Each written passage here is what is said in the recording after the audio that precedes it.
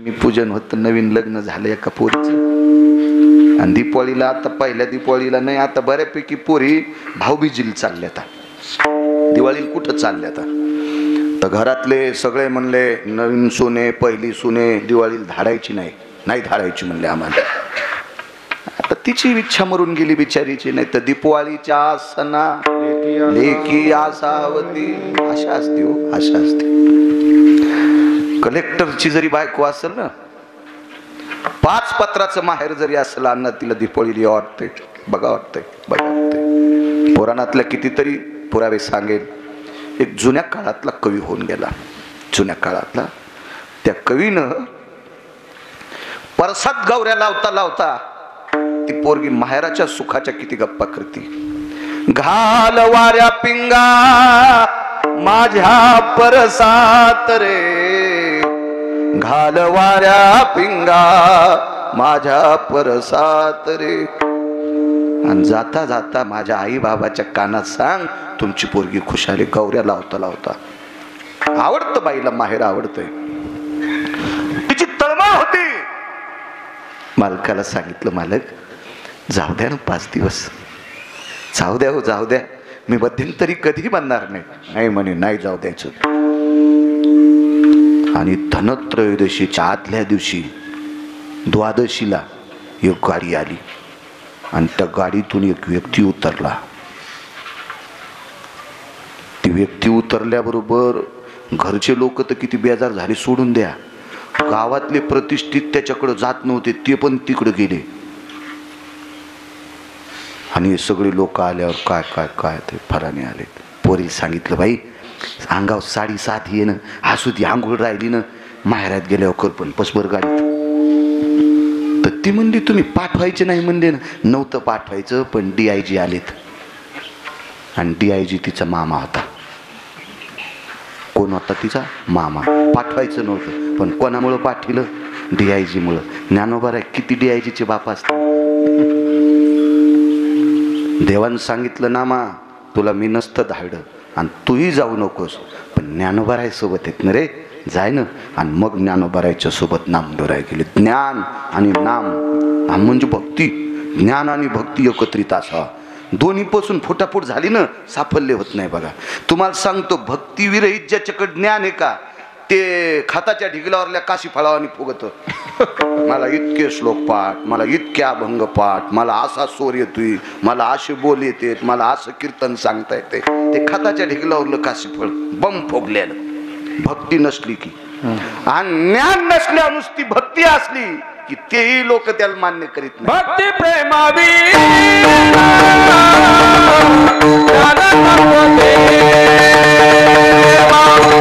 भक्ती प्रेमावी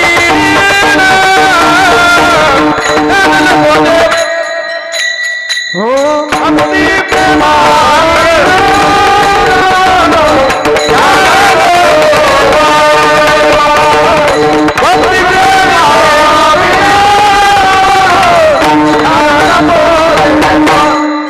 अभिमान नित्य नवा, अभिमान नित्य नवतमा, अभिमान नित्य नवा, अभिमान नित्य नवतमा. प्रेम सुख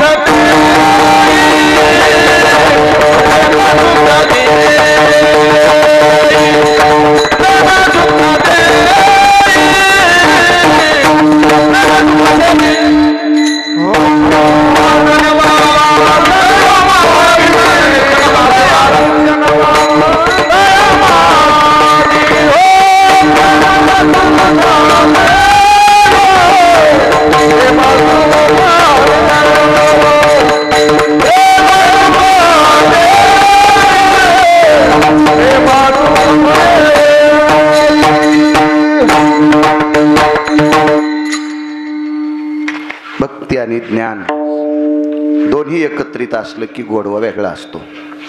एखादा माणूस बोलत असताना जर शेतीचं वर्णन करीत असेल तर त्याच्याकडे शेती असावं बरं. ते कधी मधी शेतात गेलेला असा, गुंठाभर शेती नाही म्हणला, इतके गहू झाले, पत्राव पेरले होते का तो. म्हणजे बोलायला गोड भक्ती आहे, पण ज्ञान नाही ना. हा, दोन्ही लागतंय. तसं कोणी मानित नसतं. कसं मानता येईल कोणाला तसं? दोन्ही एकत्रितपणे पाहिजे. ज्ञान आणि भक्ती. ज्ञानोबराय आणि नामदेवराय यात्रेला गेले. पंढरपूरचं महत्व सांगते का? पंढरपूरला त्या प्रांतात तहान लागली, कंठ सुकून आला, इच्छा केली, बरोबर ये ज्ञानदेवा तहान लागली, चला म्हणजे त्या विहिरीवर. त्या विहिरीवर गेले तर पाणी लय खोल होतं आणि पवरा नव्हता, लवट नव्हता, काढायला बकेट नव्हतं ना. बकेटाला सर्वात अगोदरचं नाव आहे आपोहरा. आपो म्हणजे तहान, बरं, हरा म्हणजे नाश करणे. तहान भागवायच्या पात्राला अपोहरा, मग पोहरा, आणि पोहऱ्याचं मग बकीट. ते नाम काला आहे तसं आहे ना, आपल्याला वाईट नाही म्हणायचं, बदलत असतो काळ, तू बदललं का, तिथे लवट नाही. एक जणाला विचारलं, का हो तुमची विहीर रस्त्यावर बकेट काउंट होत नाहीत? म्हणले आमचे शेजारी इतके भडवे आहेत, ते पाणी पिते तर बकेट विहिरीत टाकून देते. हो, माग गाळ काढला तर 15 बकेट गवसले म्हणजे विहिरीत. काय भडवे बघा शेजारी, किती हरामखोर आहे का नाही, यायचे पाय बांधून पुरात टाकाव. किती नालायक, किती पाप हे मला सांगा. बकेटन दोर जर विहिरीत टाकीत असेल तर काय या देवाला पण कळणार नाही या भडव्याला कोण्या नरकात टाकाव. याच्यासाठी स्वतंत्र नरक करावं लागेल. इतकी नालायक माणसं असतात काय. तिथं काही लवट नाही, काय नाही, निर्जळ वनातली जंगलातली हिर होती. पण ज्ञानोबर आहे. अनिमा, घनिमा, कामा, विषित्वा, वशित्वा सिद्धी लोळत होत्या पायावर. हो, सिद्धी पायावर लोळत होते आणि एका सिद्धीच्या बळावर पाणी सनसन सनसन पाणीच वरी आलं. प्या म्हणले पाणी, पिलं पाणी. पुढे गेल्याच्या नंतर एक राज्य, एक छोटासा प्रांत होता. त्या प्रांतामध्ये यवन समाजाचा राजा होता. तसा राजा वाईट नाही, यवन म्हणजे मुस्लिम राजा होता. पण त्या राजाचा प्रधान होता चारुकीर्ती नावाचा प्रधान. त्यानं ठायो चारुकीर्ती नावाचा प्रधान होता, प्रधान. आणि शक्यतो चांगली माणसं, मोठी माणसं चांगल्यांना जवळ ठेवायची. अकबराकडे बिरबल नवरत्नापैकी एक भारतस्थ रत्न होते. बिरबल ब्राह्मण होते. हो, एका शाखेची होती ती कोडशे. अश्विलायन, माध्यंजन, कान्नव असे एका शाखेची होती. विद्वान माणूस. हा चारुकीर्ती नावाचा प्रधान ज्ञानोबराय आणि नामदेवरायांना बघितल्याच्या नंतर त्यानं सांगितलं, सरकार हे बड़े भक्त लोक आहे बोले, बड़े लोग आहे बोले, अपना प्रांत है बोले, परिसर है, ये पुनीत हो गया. हिंदी आली मला. काही जरशी चुकली तर काय ताण घ्यायचा त्याला. हो, एवढं काय त्याच्यात, काही नुकसान थोडंच आलं, समजून घ्यायचं तुम्ही. पण ते हिंदीत बोलत होते म्हणून मीच काय लो. नाही तर मला एक कळतंय, जिला पिठल्यातले गोळे फुटत नाहीत तिनं बासुंदी करू नये. दुधाचा नाश होत असतो. जिला गौऱ्या नीट लावता येत नाहीत का तिनं धिरड्याच्या नादी लागू नये. कसे करता येतील तिला धिरडे? तुला गौऱ्यात लावता येणार तर धिरडे कसे करशील? मला ही येते ना, कशाला आगाव. पण ते बोलत होते म्हणून प्रांत होता त्या. आणि आपल्याकडे हिंदी भाषेत फार अभंग येतो, आहेत ना आपल्याकडे बऱ्यापैकी अभंग येतो. शक्यतो आपल्या संतांनी सगळ्याच भाषेचा उल्लेख केलाय. हो, ज्ञानेश्वरीमध्ये आमकी भाषा नाही असं अक्षरच नाही. तुकोबारायच्या गाथ्यात अमक्या भाषेचे लोक आमक म्हणतात असा शब्द नाही, असं गाथात नाही. काय ताकद नाथबाबांकडे, काय काय ताकद. भारुडात काय वर्णन, भिकारणीचं वर्णन करा.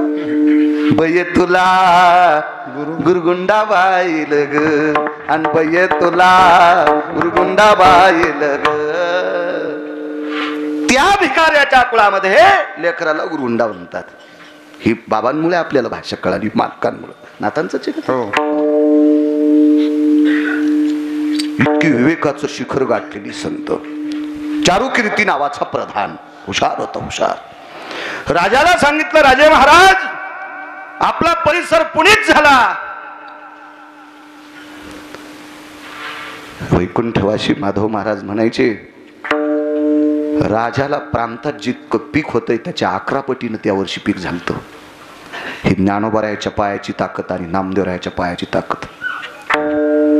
म्हणून दिवाळी दसरा तेची आम्हा सण, सखे हरिजन भेटती. चांगल्या लोकायला कुठेही किंमत होती. अहो, नारद राक्षसाच्या गावात गेले तरी राक्षस पाय धुत होते. डायरेक्ट कंस पाया पडत होता नारदाच्या. सात्विक लोक होते ते. आणि चांगलं कोणाला मानित असते माहितीये का? चांगलं वागतोय, चुका करत नाही म्हणून त्याची पाय पवित्र असते.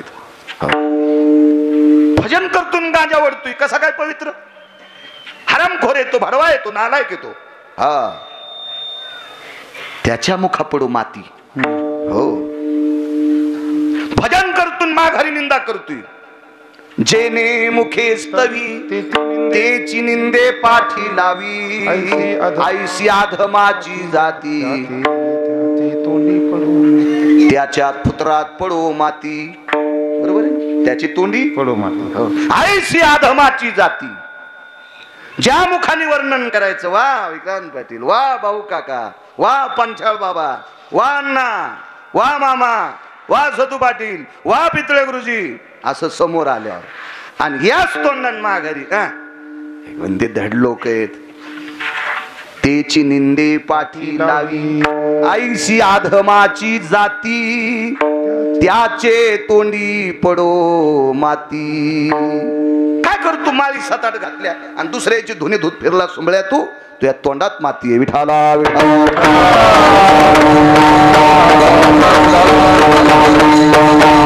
हुशार माणूस 11 पटीनं द्रव्य वाढलं, 11 पटीनं. पण शक्यतो मोठी माणसं एखाद्याचं ऐकून कोणाला मोठं म्हणत नाहीत. मोठी माणसं तपाशित असतात. तुम्ही विचार करा, तुकोबारायची आरती रामेश्वर शास्त्रीनं लिहिली, बापू तपासल्याशिवाय लिहिली नाही. आणि तुकोबारायचा अधिकार कळाल्यावर मनात थोडीशी तिळा इतकी होत नाही जलोशी असणारा शास्त्री तुकोबारायची आरती शेवटच्या कडव्याला शाही संपली तर डोळे भरून आले रामेश्वर शास्त्रीचे. एवढ्या मोठ्या महात्म्याची आपण आरतीला आलोत आणि शाही संपते. लाल रंग प्रेमाचं प्रतीक आहे. टाक मांडीत टोचला, मांडीतल्या रक्ताचा थेंब बाहेर आला आणि त्या थेंबानं आरती लिहिली. शेवटचं कडवं, तुकिता तुलनेशी ब्रह्म तुकाशी आले. त्या काळातले शास्त्री 400 वर्षापूर्वीचे. हा, ते काय सामान्य शास्त्री असेल सुरेश भाऊ? हा, चांगले 5 श्लोक पाठ करताना चांगले बर का, हे वराडी नाही. दुग्धम पिपासु मार्जारं नेत्रा सवेन दीप्तियो दुग्धम पिपासु मार्जारं. मांजर डोळे झाकून दूध पिती, वराडी संस्कृत. काष्ट कोरितम भुंगा भुस्कटम पडत भुई, असा श्रेष्ठ कवी तलंगड्या द्वारकाबाईचा जावाई. नाही बर कोणाला म्हणायला, तुझा अंगाव घेऊ नका दगड. याला कुठे संस्कृत म्हणत असतील का? हे उचलले दगड हाणले कोणाला बी. इति आभ्रायति भयो जायते न क्रियानाम, वातावरण बदलंचम ठोकर ठोकर गारगुंडा पडंचम. हे बातमीकार सांगत होते. यासली कुठे संस्कृत असते का? ओरिजिनल संस्कृतचे 5 श्लोक पाठ करायला आणि त्याचा मतितार्थ लक्षात घ्यायला धर्म भास्कर वक्ते बाबा म्हणायचे, बाळांतपणामध्ये डिलिव्हरीमध्ये एका माऊलीला, नॉर्मल डिलिव्हरी म्हणतात ना, अशी प्रसूती ज्या माऊलीची झाली तिला किती त्रास होतोय तितका त्रास ओरिजिनल संस्कृत पाठ करायला असतो. असे ग्रंथची ग्रंथ. बसा दादा, विडाला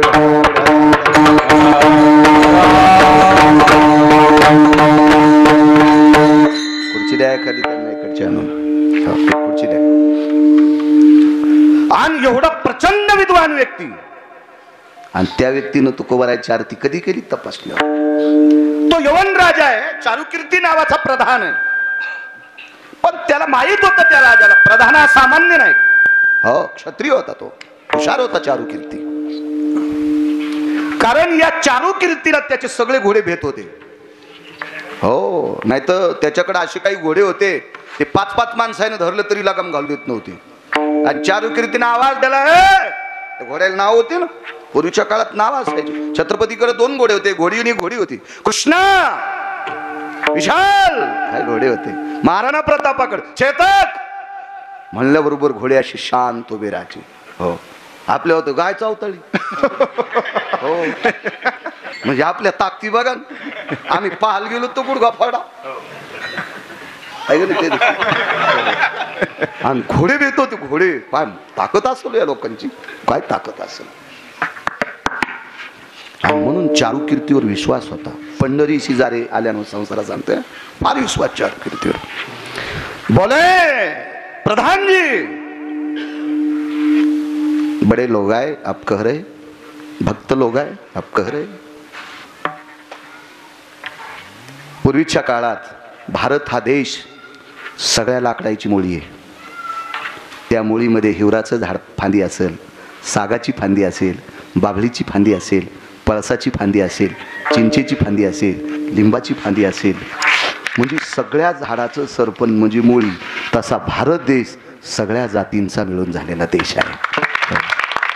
या देशात कोणाच्या बापाची जहागिरी नाही. नाही नाही, अद्याप नाही. या संप्रदायात सुद्धा किंमत आहे.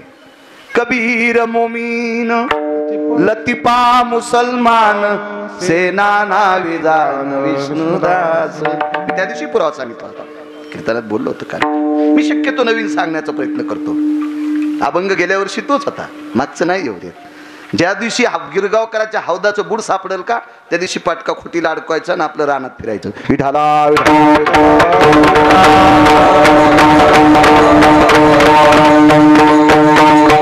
खूप वाचा वाटतंय पण तुम्ही बसू देईनत ना. आणि तुमच्यापेक्षा काय होतं माहितीये का, हिरवं रान दिसलं की पोट भरलं तरी पण शेंडे हाणाच वाटते. फुल मसड जगली, गाय जगली, शेळी जगली, पण वापस फिरत नाही, शेंडे पण हाणतीच. तसं नारळाच्या माग लागल्यावर अभ्यास कमी होतो. विठाला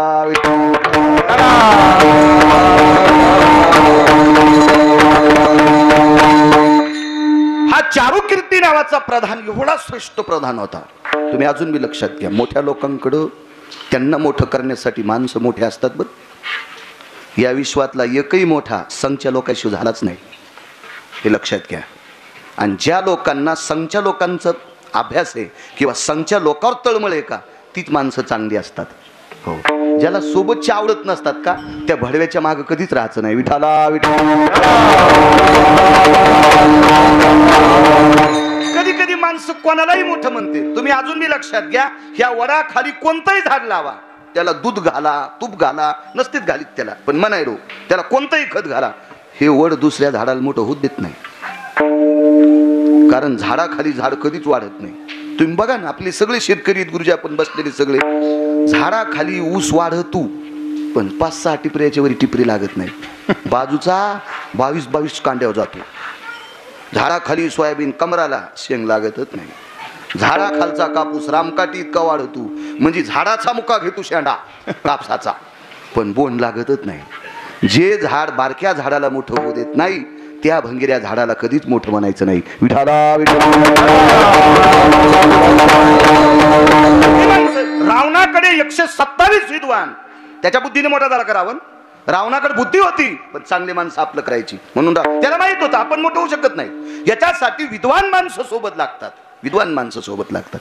केवढाही कीर्तनकार असू द्यावर, पकवादन भजने खाली बसल्यावर कर बरं म्हण कीर्तन, प्रवचन सांगल काय त्याची मायविली कीर्तन करायला, हे सगळं बंद करून. आणि सगळी पकवादे भजने असल्यावर कीर्तन होतंय, पण पाठांतर असल्यावर विशेष वजन पडतंय. कीर्तनकाराचा सुद्धा मोठेपणा आहे त्याच्यात. वैकुंठवासी नामनिष्ठ महंत भीमसिंग बाबा एका हे संप्रदायातले आधर्यू येत, पण स्वामींच्या कीर्तनात उभं राहिल्यावर स्वामी म्हणायचे माझा प्राण आहे, प्राण आहे, प्राण आहे. शब्द फेकल्याबरोबर तसे अभ्यास करणारी लोक कीर्तनकाराचा प्राण असते, ते प्राण असते, प्राण असते. माणूस मोठा होत असतो चांगली माणसं सोबत असल्याच्या नंतर. याच्या पलीकडे सांगू का, गंगाधर अण्णा जाणकार गडी असला की मालकाची पेरणी हुकतच नाही. विक्रांत पाटील हुकत नाही, कारण तो गडी कमी पेरील पण तास वाकडं करणार नाही, नळा बेरू देणार नाही. शहाणा गडी कडेला मुरडण गेलं की बेरा पाहत असते. आणि येटगळ नुसते बैलच हाकी, तू चार भरल्या मग कळ तू खालून बेरलं का नाही गडे, तू या थोतरात रूम घालायला पाहिजे. सुंबळ्या कडीला गेल्यावर काय तू हाजा बेरा तपासीन का, बेरा तपासला पाहिजे, कडीला जाऊन बघितलं पाहिजे. असं उचलावं लागते ती फन, खालून बघावं लागतंय, तिला खाजवावं लागते जरासं, हाय का म्हणून चिखला अडकलाला. त्याला शहाणा गडी काय हुकंदुरची पेरणी म्हणून गडी सुद्धा शहाणा लागतोय, शहाणा लागतोय, सात्विक लागतो, सदाचारी लागतो. चारुकीर्ती नावाचा प्रधान हुशार आहे, हे चाललं होतं ना. बहुत बढिया लोक आहे बोले, देखो सरकार, देखो देखो, ये तेजो कांती भास्करनी छत्र धरे वाला आहे बोले. तेजो कांती भास्कर सूर्य ज्ञानोबरायच्या आणि नामदेवरायला घाम येऊ नये म्हणून सूर्य ढगाच्या आडंगी जात होता. हे चारू कीर्तीनं दाखिलो. ठीक आहे बोले, चलो. हे राजा राजा होता. खऱ्या दिवशी गायचं मुंडको कापलो. मुंडको एकीकडून काय एकीकडून बाल दाल दो बोले गाड्या में.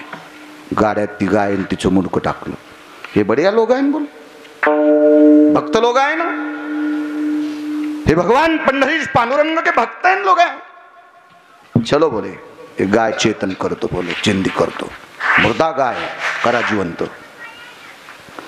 तर ज्ञानोबरायांनी बघितलं म्हणजे, नामदेवा राजे तुम्हाला म्हणतेत. नामदेवा राजे तुम्हाला म्हणतेत. जी जी जी. गाय जिवंत करायची? हो म्हणले, परवाला करतो. करतो म्हणले परवाला. आज उद्या परवा तिसऱ्या दिवशी गाय जिवंत करतो.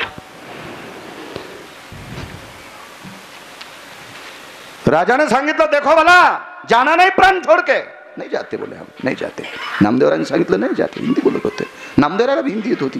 कितीतरी अभंग आहे. दूध पिओ मोरे गोविंदला. काय त्यांना काय येत नव्हतं या लोकांना. राजा रथात बसले, काय असेल त्यांचं वाहन. चारू कीर्ती खाली आले आणि नामदेवरायचे पाय धरले. महाराज तुमचं मी या पवित्र मुखाने चांगल्यांचं वर्णन केलंय म्हणून राजानं परीक्षा पाहण्यासाठी गाय कापली. आमचा राजा वाईट नाही.